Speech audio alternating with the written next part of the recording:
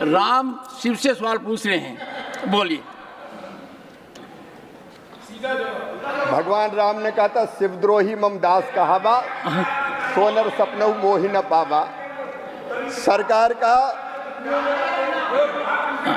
माननीय सभापति महोदय प्रधानमंत्री श्रीमान नरेंद्र मोदी जी के नेतृत्व में ये सरकार निरंतर किसान के कल्याण के कामों में लगी हुई है। और मैं आपके माध्यम से सदन को ये बताना चाहता हूं कि एमएसपी की दरें किसान को ठीक दाम देने के लिए लगातार बढ़ाई गई है। ये गलत आरोप लगा रहे हैं, सरकार की 6 सूत्रीय रणनीति है। माननीय सभापति महोदय, आंकड़े गवाह है कि जब इनकी सरकार थी तब खरीदी कितनी होती थी और जब हमारी सरकार है तब कितनी खरीदी होती। माननीय सभापति महोदय, 2004-05 से 13-14 के बीच केवल 45 करोड़ 90 लाख मीट्रिक टन खरीदी हुई और ये सरकार थी 14-15 से लेकर 23-24 के बीच 69 करोड़ 18 लाख मीट्रिक टन खरीदी। माननीय सभापति महोदय, ये घड़ियाली आंसू बहा रहे हैं। गेहूं की खरीद 4-5 से 13-14 के बीच 21 करोड़ मीट्रिक टन थी, जो बढ़कर 33 करोड़ 38 लाख मीट्रिक टन हो गई। ये सरकार ने किया है। माननीय सभापति महोदय, अब सुनना पड़ेगा, दलहन की खरीद वर्ष 2004-05 से 13-14 तक केवल 6 करोड़ मीट्रिक टन थी, 6 लाख मीट्रिक टन, केवल 6 लाख मीट्रिक टन, जो बढ़कर अब 1 करोड़ 67 लाख मीट्रिक टन हो गई है। ये घड़ियाली है। माननीय सभापति महोदय, तिलहन की खरीद जब इनकी सरकार थी केवल 50 लाख मीट्रिक टन थी, जो बढ़कर 87 लाख मीट्रिक टन हो गई है। माननीय सभापति महोदय,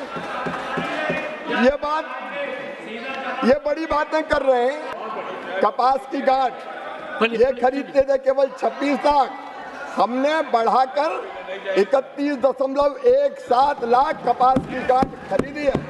और माननीय सभापति महोदय, संस्थागत ऋण इनके समय ऊंचे ब्याज की दरों पर मिलता था, केवल 7.3 लाख करोड़। ये नरेंद्र मोदी जी की सरकार है, 25 लाख करोड़ रुपया संस्थागत ऋण दिया जा रहा है। माननीय सभापति महोदय, जब इनकी सरकार थी धान की खरीद के लिए न्यूनतम समर्थन मूल्य से लाभान्वित किसान केवल 78 लाख थे, अब बढ़ के 1 करोड़ 3,83,248 हो गए। और माननीय सभापति महोदय, गेहूं के खरीद के लिए न्यूनतम समर्थन मूल्य से लाभान्वित होने वाले किसान केवल 20 लाख थे, जो 22,69,264 हो गए। और माननीय सभापति महोदय, मुझे इजाजत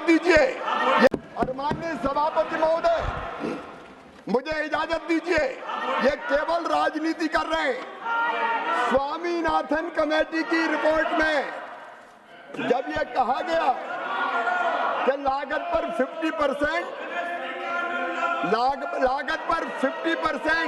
मुनाफा देकर समर्थन मूल्य घोषित करना चाहिए, यूपीए की सरकार ने, जब मनमोहन सिंह प्रधानमंत्री थे, उन्होंने साफ तौर पर यह कैबिनेट नोट है, मैं इसको सामने सदन के रखना चाहता हूं। इन्होंने ये कहा कि एमएसपी को उत्पादन की भारित औसत लागत से 50% अधिक तय करने की सिफारिश पर यूपीए सरकार ने कैबिनेट में यह कहते हुए स्वीकार नहीं किया कि सीएसीपी द्वारा प्रासंगिक कारकों की व्यवस्था पर विचार करते हुए एक वस्तुनिष्ठ मानदंड के रूप में एमएसपी की सिफारिश की गई है।